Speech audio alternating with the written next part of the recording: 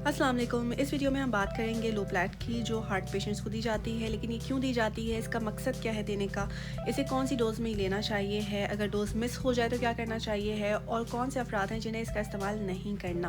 Please, अगर आपके घर में कोई अल्सर का पेशेंट है और उसने किसी के मशवरे पे दिल में तकलीफ़ होने की सूरत में लोप्लैट दवा ले ली है, तो प्लीज़ उसे डॉक्टर को ज़रूर दिखाएं, क्योंकि इस वीडियो में हम यही बात करेंगे कि कौन से अफराद हैं जिन्हें इसके इस्तेमाल से एहतियात करनी है। So let's start the video. मैं हूं आपकी फार्मासिस्ट और आप देख रहे हैं कैच कॉन्सेप्ट्स, जहां आम अफराद को रोज़मर्रा इस्तेमाल की मेडिसिन के साथ मेंटल फिजिकल हेल्थ, उनके बेसिक कॉन्सेप्ट्स पर एजुकेट किया जाता है। इसलिए ऐसी वीडियोस देखने के लिए और अपडेटेड रहने के लिए please subscribe to catch concepts and share this useful information with your friends and family. So लोप्लैट का जेनरिक नेम या फार्मूला है क्लोपिडोग्रिल, और इसका ताल्लुक एंटी थ्रोम्बोटिक या एंटी प्लेटलेट्स क्लास से है। यानी ये दवाई आपके जिस्म में प्लेटलेट्स को नहीं बनने देगी या कम बनने देगी।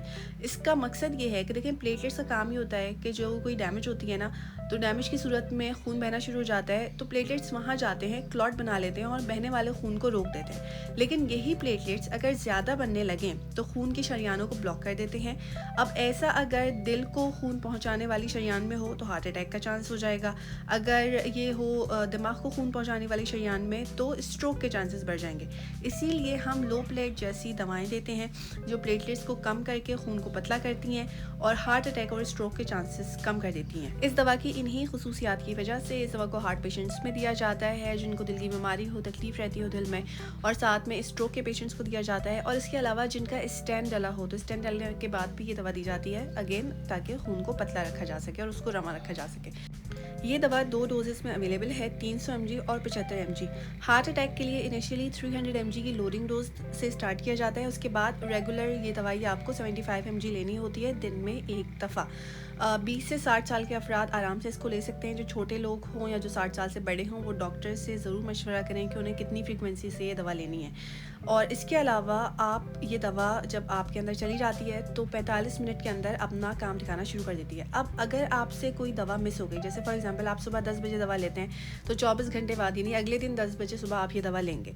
लेकिन अगले दिन सुबह 10 बजे आप ये दवा लेना भूल गए, तो आप क्या करें, कब लें वो दवा? तो अगर अगले दिन सुबह 10 बजे आप दवा लेना भूल गए और अब रात 10 बजने वाले हैं और 10 बजने से पहले आपको याद आ गया, यानी 12 घंटे के अंदर आपको याद आ गया, तो आप ये दवा ले लेंगे।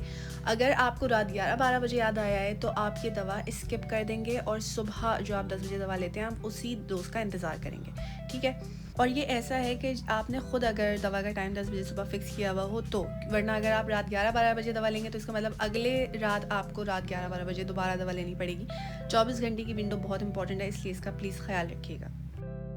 अब आ जाते हैं प्रिकॉशंस की जानिब। कौन से अफराद इस दवा को इस्तेमाल करने से एहतियात करें? प्रेग्नेंट ख़वातीन, वो जिनके बच्चे मदर फीड पे हैं। इसके अलावा अगर आपको किडनी का इशू है तो डॉक्टर ज़रूर पूछिए। अगर आप एक ओल्ड एज मरीज़ हैं, 60+ हैं तो, और अगर आप बच्चे हैं या बच्चों को देना चाह रहे हैं तो भी आप डॉक्टर के मशवरे के बगैर इस दवा को नहीं दे सकते कि किसी ने भी आपको मशवरा दिया और आपने उसके मशवरे में अमल करके लोप्लैट का इस्तेमाल करना शुरू कर दिया। ऐसा मत कीजिएगा। क्यों नहीं कीजिएगा? क्योंकि देखें, कॉन्ट्राइंडिकेशंस, कौन से अफराद हैं जिन्हें ये दवा नहीं लेनी है, इसके बारे में भी जान लेते हैं। अगर पहले कभी क्लोपिडोग्रिल लेने से कोई एलर्जी हुई हो तो आप ये दवा नहीं ले सकते। इसके अलावा अगर आपको कोई ब्लीडिंग इशू है, यानी अगर आप अल्सर के पेशेंट हैं या अगर वैसे आपकी बॉडी में से कहीं से खून रिश्ता है, तो आप डॉक्टर की मर्ज़ी के बगैर ये दवा नहीं लें, क्योंकि ये दवा खून पतला करती है। तो ऐसा ना हो कि खून की जो रवानी है वो फिर रुक ही ना पाए और आपको फिर और मसलों का सामना करना पड़े, इसलिए आप ये दवा नहीं ले सकते। साथ में अगर आपको जिगर का प्रॉब्लम है ब्लीडिंग के साथ, तो भी आप ये दवा नहीं ले सकते। एडवर्स इफेक्ट्स बताने से पहले हमेशा मैं ये बोलती हूँ कि अगर डॉक्टर ने प्रिस्क्राइब किया है तो आप दवा को लेना नहीं छोड़ेंगे, क्योंकि एडवर्स इफेक्ट्स या साइड इफेक्ट्स हर किसी में शो नहीं होते हैं। बहुत कम लोग होते हैं जिन्हें ये शो होते हैं, और अगर आप डॉक्टर से बात करें, वो दवा चेंज कर दे या डोज चेंज कर दे, तो हो सकता है कि आपके जो साइड इफेक्ट्स हैं वो चले जाएँ। अब जो साइड इफ़ेक्ट्स हैं उसके अंदर शामिल है मैदे का कोई इशू होना, खाना ठीक से हज़म नहीं होना। इसके अलावा क्योंकि ये खून पतला करती है, इसलिए हो सकता है कि आपके जिस्म पे कहीं ना कहीं ब्रूसिंग के निशान पड़ जाएं, यानी रेड, ब्लू या पर्पल ब्रूस हो जाएं। इसके साथ साथ कहीं तकलीफ़ होने लगे, रेडनेस हो जाए।